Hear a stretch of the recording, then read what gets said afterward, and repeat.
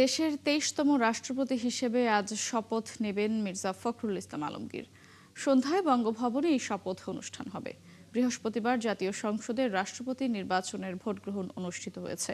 এতে ২৫৫ ভোট পেয়ে নির্বাচিত হন মির্জা ফখরুল।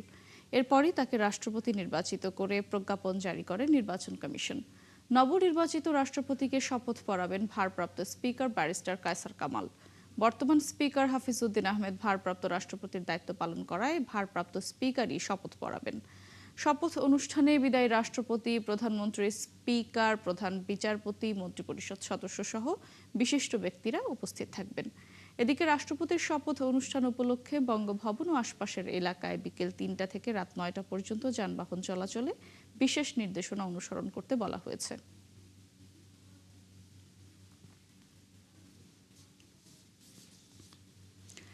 ছাত্র রাজনীতি দিয়ে যে পথ চলা শুরু হয়েছিল সেই পথ পেরিয়ে পৌর চেয়ারম্যান, সংসদ সদস্য, মন্ত্রী, দলের মহাসচিব এবং শেষ পর্যন্ত বাংলাদেশের ২৩তম রাষ্ট্রপতি। ঠাকুরগাঁওয়ের মির্জা ফখরুল ইসলাম আলমগীরের রাজনৈতিক জীবনের দীর্ঘ যাত্রার নতুন ঠিকানা এখন বঙ্গভবন।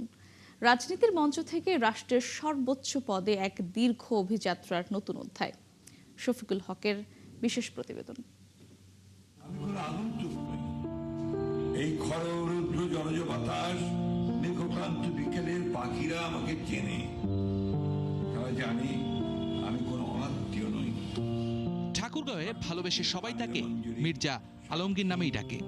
রাজপথ থেকে সংসদ, সংসদ থেকে মন্ত্রিসভা, আর দলীয় রাজনীতির দীর্ঘ পথ পেরিয়ে এবার যাত্রা বঙ্গভবন। খোদার কসম, আমি ভিনদেশের পথিক নই, আমি কোনো আগন্তুক নই। তবে এই যাত্রা একদিনে তৈরি হয়নি। এর পেছনে রয়েছে প্রায় ৬ দশকের রাজনৈতিক অভিজ্ঞতা, আন্দোলন সংগ্রাম আর নানা বাঁক পেরোনোর ইতিহাস। আমি ১৯৪৮ সালের ২৬ জানুয়ারি ঠাকুরগাঁওয়ে জন্ম। বাবা মির্জা রুহুল আমিন ছিলেন রাজনীতিক ও সাবেক সংসদ সদস্য। বিশ্ববিদ্যালয় জীবনেই ছাত্র রাজনীতিতে জড়িয়ে পড়েন। ৬০-এর দশকে ছাত্র আন্দোলনের সঙ্গে সম্পৃক্ততা তার রাজনৈতিক পথ চলার সূচনা করে। মুক্তিযুদ্ধের সময়ও ছিলেন সক্রিয়। স্বাধীনতার পর ফিরে আসেন শিক্ষকতায়। তবে রাজনীতি থেকে দূরে থাকেননি মির্জা ফখরুল ইসলাম আলমগীর। বিএনপি নেত্রী খালেদা জিয়া তিনি তার সারাটা জীবন গণতন্ত্রের জন্য লড়াই করেছেন। একদিকে ইন্ডিপেন্ডেন্স, আরেকদিকে গণতন্ত্র, ডেমোক্রেসি, সবগুলো মিলিয়ে বিএনপি হচ্ছে সবচেয়ে বড় forum, right forum for the patriotic young forces to join BNP. ৮০-এর দশকের শেষ দিকে স্থানীয় রাজনীতিতে সরাসরি সক্রিয় হন। প্রথমে পৌরসভার চেয়ারম্যান নির্বাচিত হন। ১৯৯২ সালে দায়িত্ব পান ঠাকুরগাঁও জেলা বিএনপির সভাপতির। এরপর ধাপে ধাপে জাতীয় রাজনীতিতে উত্থান। ২০০১ সালে ঠাকুরগাঁও ১ আসন থেকে সংসদ সদস্য নির্বাচিত হয়ে দায়িত্ব নেন কৃষি এবং বেসামরিক বিমান পরিবহন ও পর্যটন মন্ত্রীর। কিন্তু তার সবচেয়ে বড় রাজনৈতিক অধ্যায় শুরু হয় বিরোধী রাজনীতির সময়ে। ২০০৯ সালে দলের সিনিয়র যুগ্ম মহাসচিব, ২০১১ সালে দায়িত্ব পান ভারপ্রাপ্ত মহাসচিবের, আর ২০১৬ সালে বিএনপি মহাসচিবের দায়িত্ব গ্রহণ করেন মির্জা ফখরুল ইসলাম আলমগীর। এরপর দীর্ঘ সময় তিনি ছিলেন বিএনপির রাজপথের প্রধান মুখগুলোর একজন। তবে পথ যত বড় হয়েছে, রাজনৈতিক পথ ততটা মসৃণ হয়নি মির্জা আলমগীরের। জীবনে ১১ বার কারাবরণ করতে হয়েছে তাকে। সব মিলিয়ে প্রায় ৩.৫ বছর কেটেছে কারাগারে। বাচ্চাগুলো এখানে দাঁড়িয়ে স্ট্যান্ড করলো আপনার সামনে, বাবার সঙ্গে করতে চাই, এই দেশে এর জন্য যুদ্ধ করেছিলাম। ২০২৬ সালে বিএনপির নেতৃত্বে সরকার গঠনের পর নতুন অধ্যায় শুরু হয় তার রাজনৈতিক জীবনে। আবারও সংসদ সদস্য হন, মন্ত্রিসভায় দায়িত্ব পান এবং দীর্ঘদিনের দলীয় দায়িত্বের পর এবার আসে আরও বড় পরিবর্তন। ২০ আগস্ট ২০২৬, ৩৫ বছর পর সংসদ সদস্যদের সরাসরি ভোটে রাষ্ট্রপতি নির্বাচন। প্রতিদ্বন্দ্বী প্রার্থীর চেয়ে ১৬৭ ভোট বেশি পেয়ে দেশের ২৩তম রাষ্ট্রপতি নির্বাচিত হন মির্জা ফখরুল। ভোটের ফল ঘোষণার সঙ্গে সঙ্গে বদলে যায় তার পরিচয়। বিএনপির মহাসচিব থেকে রাষ্ট্রের সর্বোচ্চ সাংবিধানিক পদ, রাষ্ট্রপতি মির্জা ফখরুল ইসলাম আলমগীর। শফিকুল হক, ৭১, ঢাকা। দর্শক, এই মুহূর্তে কথা বলছেন প্রধানমন্ত্রীর উপদেষ্টা মাহাদি আমিন। সরাসরি যুক্ত হব সেখানে।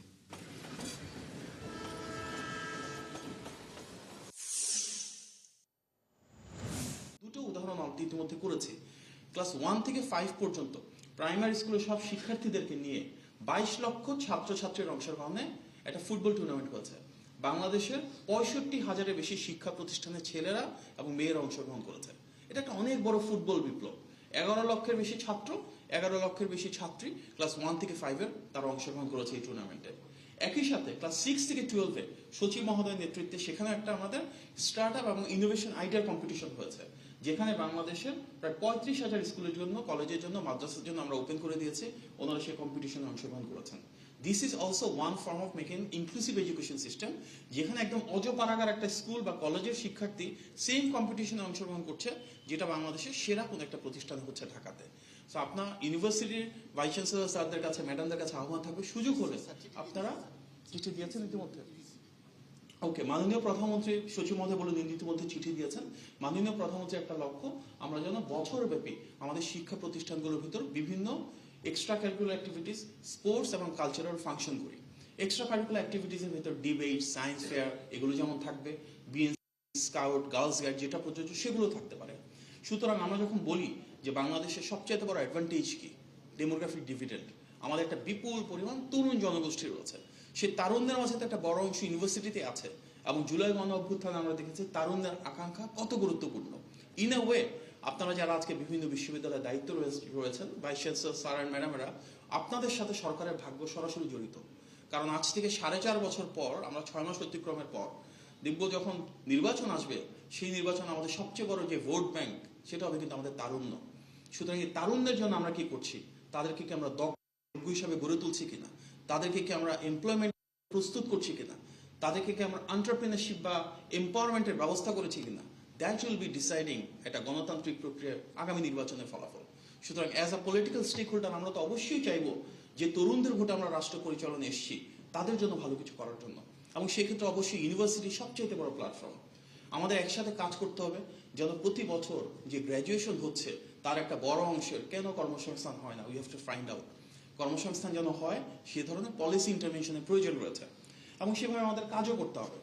ইতিমধ্যে আমরা মোটামুটিভাবে সবাই জানি, আমি প্রিটি শিওর এখানে কারো অজানা না, যে আমাদের এডুকেশন সিস্টেম একটা বড় সমস্যা হচ্ছে ইটস টু থিওরিটিক্যাল, প্র্যাকটিক্যাল রেলেভেন্সটা কম, ইন্ডাস্ট্রির সাথে কানেক্টিভিটি কম। এবং এই বাজওয়ার্ডটা কিন্তু আমরা সবসময় বলি, ইন্ডাস্ট্রি একাডেমিক কোলাবোরেশন বাড়াতে হবে, পাবলিক প্রাইভেট পার্টনারশিপ বাড়াতে হবে, আমাদের সম্ভব হলে ইন্টার্নশিপ করতে হবে। But saying is one thing, doing is another thing. আমাদের এখন একটা টাইম আসছে যে with the thrust right from the prime minister side আমরা কিভাবে এটাকে কার্যকর করতে পারি। এই জন্য আমাদের কিছু পার্টিকুলার প্রপোজালও আছে পলিসি ওয়াইজ। ইউজিসি চেয়ারম্যান স্যারের সাথে আমি কথা বলেছিলাম। দর্শক, সাভারে কথা বলছেন প্রধানমন্ত্রীর উপদেষ্টা মাহাদি আমিন। সরাসরি ছিলাম সেখানে। দর্শক, এই মুহূর্তে যেতে চাই র্যাবের ব্রিফিংয়ে। জেনেভা ক্যাম্পের সন্ত্রাসী কর্মকাণ্ড নিয়ে ব্রিফিং চলছে র্যাবের।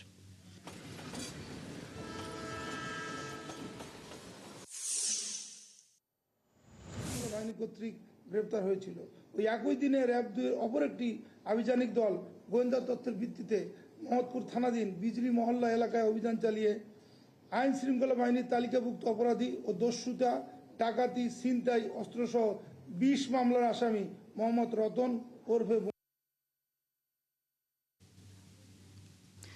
দর্শক, র্যাবের ব্রিফিং চলছিল, আমরা সরাসরি ছিলাম সেখানে। মির্জা ফখরুল ইসলাম আলমগীর দেশের 23তম রাষ্ট্রপতি নির্বাচিত হওয়ার খবরে আনন্দ উচ্ছ্বাসে ভাসছে তার জন্মভূমি ঠাকুরগাঁওয়ের মানুষ। সরকারের প্রতি কৃতজ্ঞতা জানিয়েছেন জেলা বিএনপির নেতাকর্মী ও স্থানীয়রা। আনন্দ করেছেন মিষ্টি বিতরণ, বের করেন আনন্দ র্যালিও। তানভীর হাসান তানুর তথ্য, ছবিতে প্রতিবেদন। ঠাকুরগাঁয়ের মাটির সঙ্গে মির্জা ফখরুল ইসলাম আলমগীরের সম্পর্কটা শুধু রাজনীতির নয়, শেকড়ের।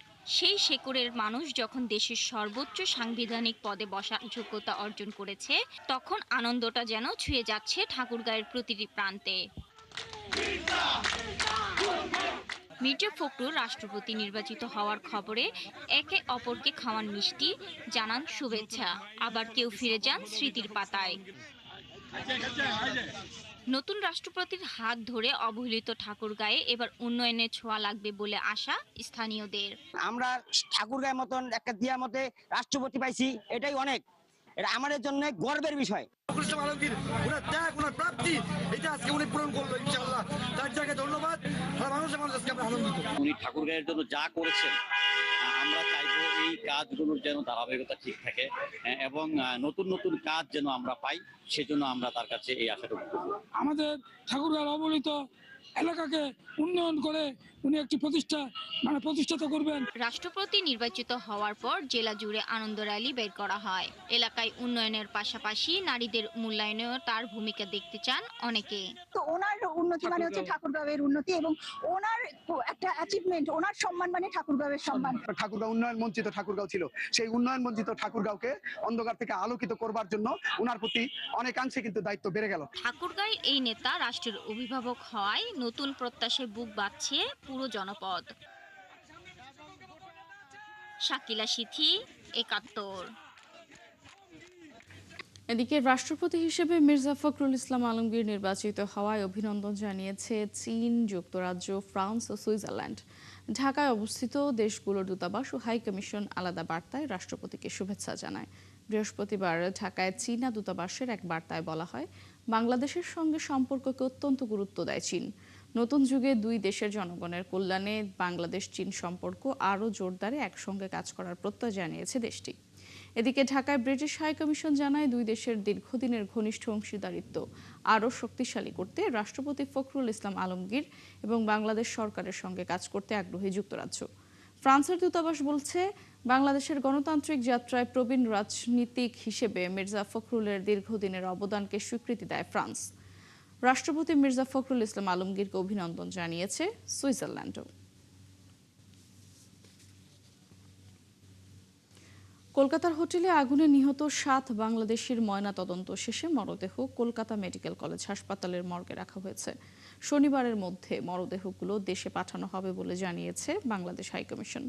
এ ঘটনায় 2 ভারতীয় নাগরিকের মৃতদেহ তাদের পরিবারের হাতে বৃহস্পতিবার তুলে দেওয়া হয়। আগুনের ঘটনায় হোটেলের এক পরিচালককে গ্রেফতার করা হয়েছে। এছাড়াও জিজ্ঞাসাবাদের জন্য আটক করা হয়েছে আরও 2 জনকে, তবে এখনও খোঁজ মেলেনি হোটেল মালিকের। অন্যদিকে বাংলাদেশি পর্যটকরা নিজেদের নিরাপত্তা নিয়ে রয়েছেন উৎকণ্ঠায়।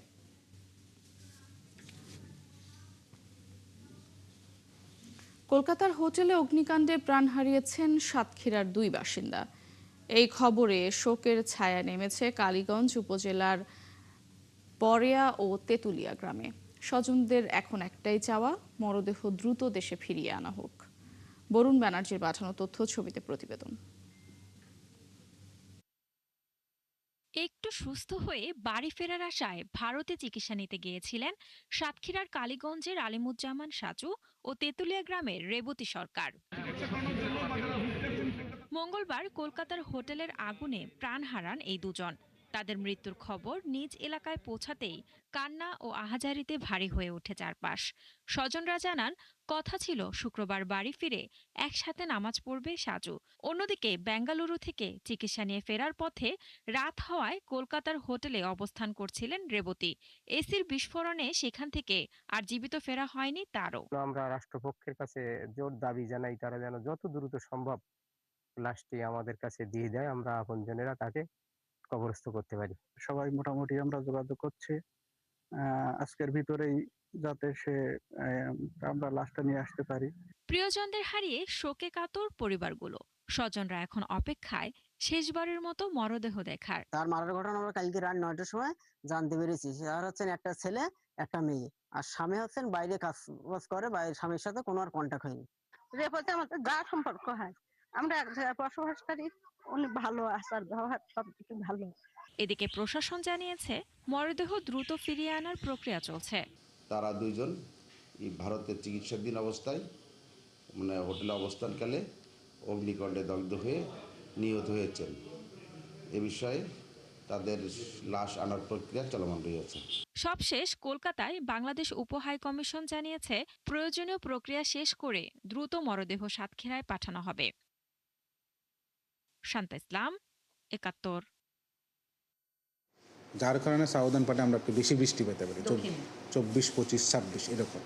তারপরে আবার বৃষ্টির পরিমাণটা কিছুটা কমে আসে, তাপমাত্রা এতটুকু অসহনশীল পর্যায়ে যাবে না, মোটামুটি সহনশীল পর্যায়ে থাকতে পারে। তাপমাত্রা রেঞ্জটা হতে পারে 32 থেকে 35-এর মধ্যে সর্বোচ্চটা, আর সর্বনিম্নটা হতে পারে 24 থেকে 28 কি 29 এর মধ্যে থাকতে পারে। তবে আগামী 2 দিন 21 এবং 22 মোটামুটি তাপমাত্রা কিছুটা কমে আসতে পারে মেঘলা থাকার কারণে। সারা দেশে মোটামুটি কিছুটা কমে আসতে পারে, তবে সারা দেশ মানে গড়পড়তা সব জায়গায় কমবে তা কিন্তু না, বেশিরভাগ জায়গায় কমে আসতে পারে। তারপরে কয়েকদিন হয়তো তাপমাত্রা মোটামুটি অপরিবর্তনীয় থাকতে পারে, তবে 24, 25, 26 তারিখের পরে গিয়ে তাপমাত্রাটা আবার সামান্য বাড়তে পারে। আচ্ছা, সারা দেশে তাপমাত্রা কিছুটা কমবে হচ্ছে 22 থেকে 23, 21, 22 এরকম মোটামুটি তাপমাত্রা। হ্যাঁ, 21, 22 মোটামুটি একটু কমে যেতে পারে। 30-এর মধ্যেই থাকবে।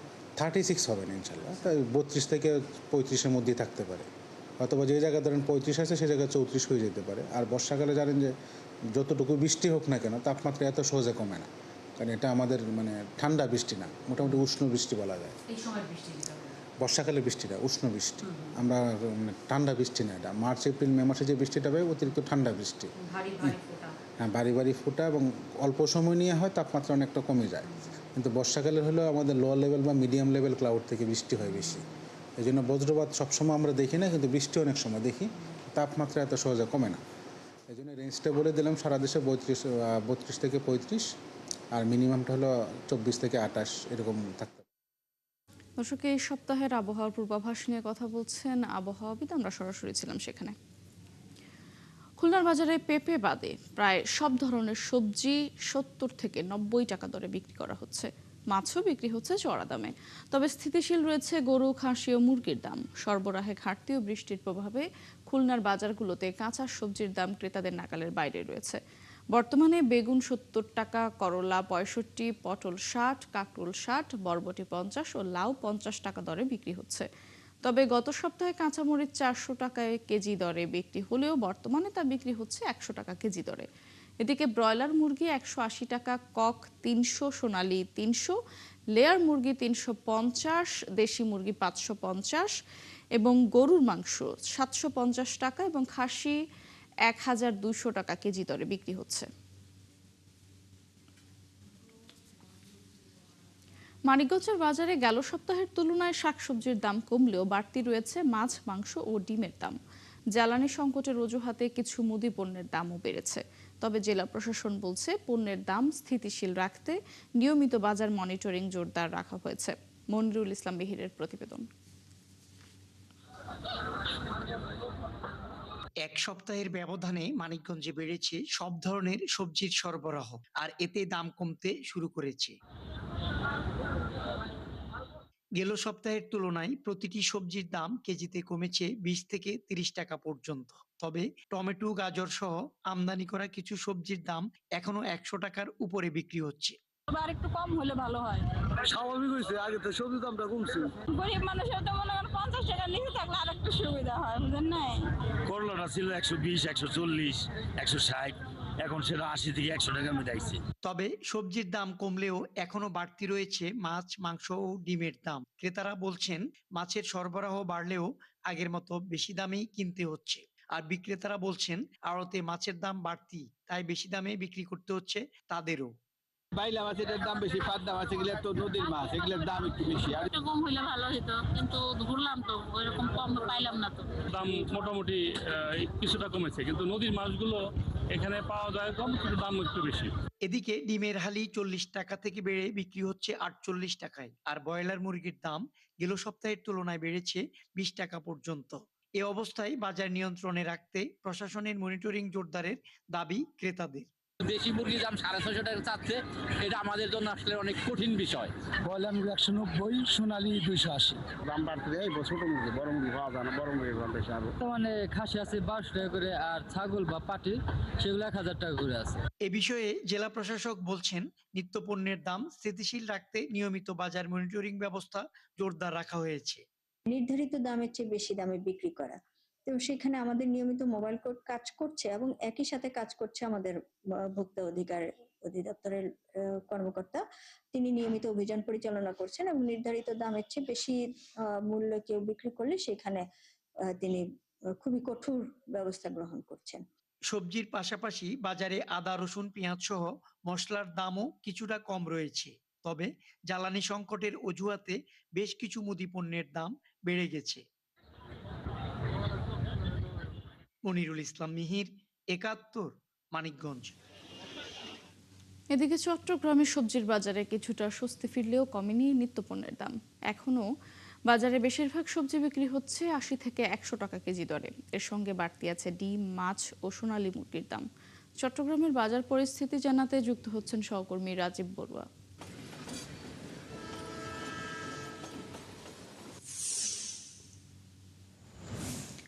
রাজীব, ছুটির দিনের বাজার পরিস্থিতি কেমন দেখছেন জানাবেন।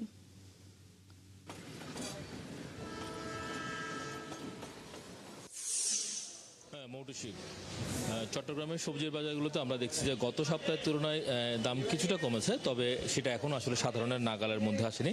সব ধরনের সবজির দামই কিন্তু ৮০ থেকে ১০০ টাকার মধ্যে, বিশেষ করে গ্রীষ্মকালীন যে সবজিগুলো এগুলোর দাম রয়েছে।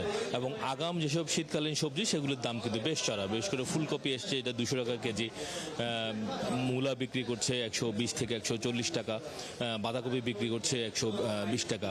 আর অন্যান্য যে গ্রীষ্মকালীন সবজি রয়েছে, বরবটি, ঝিঙ্গা, কাঁকরোল, ওগুলো সবগুলোর দামই ৮০, ১০০ এবং ১২০ এর মধ্যেই রয়েছে। এবং যারা বিক্রেতা তারা বলছেন যে যেহেতু এর আগে চট্টগ্রামে বন্যা পরিস্থিতি হয়েছে, বন্যা পরিস্থিতির কারণে বেশ কিছু সবজির ক্ষেত নষ্ট হয়েছে, এই কারণে সবজির যে সরবরাহ সেটি কমে যাওয়ার কারণে মূলত দামটা বেশি।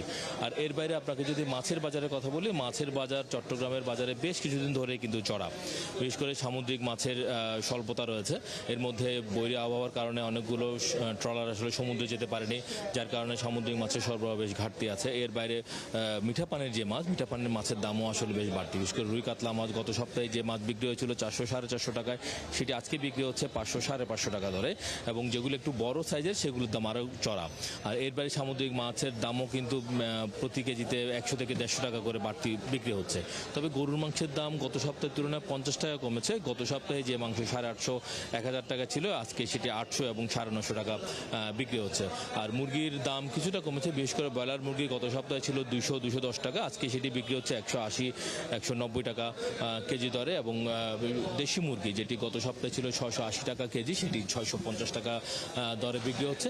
তবে সোনালী মুরগির দাম কিন্তু গত সপ্তাহের মতোই চড়া আছে, ৩৪ থেকে ৩50 টাকায় বিক্রি হচ্ছে। ফলে এখানে যে বাজার যে ওঠানামার যে বিষয়টি, এবং এখানে ক্রেতারা বলছেন যে বাজার মনিটরিংয়ের যে বিষয় সেটি আসলে ঠিকভাবে তদারকি করা হচ্ছে না। ফলে দেখা যাচ্ছে এক এক দোকানে এক এক দামে বিক্রি হচ্ছে। ফলে উৎপাদন পর্যায় থেকে ভোক্তা পর্যন্ত আসতে আসলে কি পরিমাণ খরচ আছে বা কি পরিমাণ দাম হওয়া উচিত সেটি আসলে নির্ধারণ করে দেওয়ার যে বিষয়টি সেটি আসলে নেই। ফলে যার কারণে ভোক্তারাও চাচ্ছেন যে আসলে নিয়মিত বাজার মনিটরিংটা যারা করা হয় তাতে ভোক্তাদের যেমন এক ধরনের স্বস্তি পাওয়া যাবে, তেমনি বিক্রেতারাও বলছেন যে আসলে দাম যখন বেড়ে যায় তখন তাদের আসলে বিক্রি কমে যায়। ফলে তারাও চান যে আসলে পাইকারি পর্যায়ে বা উৎপাদন পর্যায়ে কেমন দাম থাকে সেটি সরকারের পর্যায়ে থেকে একটা ধরনের মনিটরিং থাকে। ধন্যবাদ রাজীব আপনাকে। দর্শক, চট্টগ্রামের বাজার পরিস্থিতি নিয়ে জানাচ্ছিলেন সহকর্মী রাজীব বড়ুয়া। গ্যাস সংকটে পড়েছে চট্টগ্রামের শিল্প কলকারখানাগুলো। উৎপাদন ব্যাহত হচ্ছে ভারী শিল্পে। গ্যাসের অভাবে বন্ধ হয়ে গেছে বেশিরভাগ টেক্সটাইলের ডাইং সেক্টর। ব্যবসায়ীরা বলছেন বিদেশি ক্রেতাদের কাছে সময় মতো পণ্য ডেলিভারি নিয়েও শঙ্কা তৈরি হয়েছে। এদিকে গ্যাসের অভাবে চট্টগ্রামের শিকলবাহা বিদ্যুৎ কেন্দ্রের উৎপাদন বন্ধ হয়ে গেছে। প্রণবেশ চক্রবর্তীর প্রতিবেদন। গ্যাসের অভাবে সবচেয়ে বেশি সংকটে পড়েছে লোহার রড নির্মাণের স্টিল রিরোলিং শিল্প এবং রপ্তানিমুখী আরএমজি সেক্টর। রড উৎপাদনকারী যেই ইন্ডাস্ট্রিগুলি আছে, বিশেষ করে স্টিল প্রোডাক্টের, ওনাদের বড় ধরনের ক্ষতি হয়ে যাবে।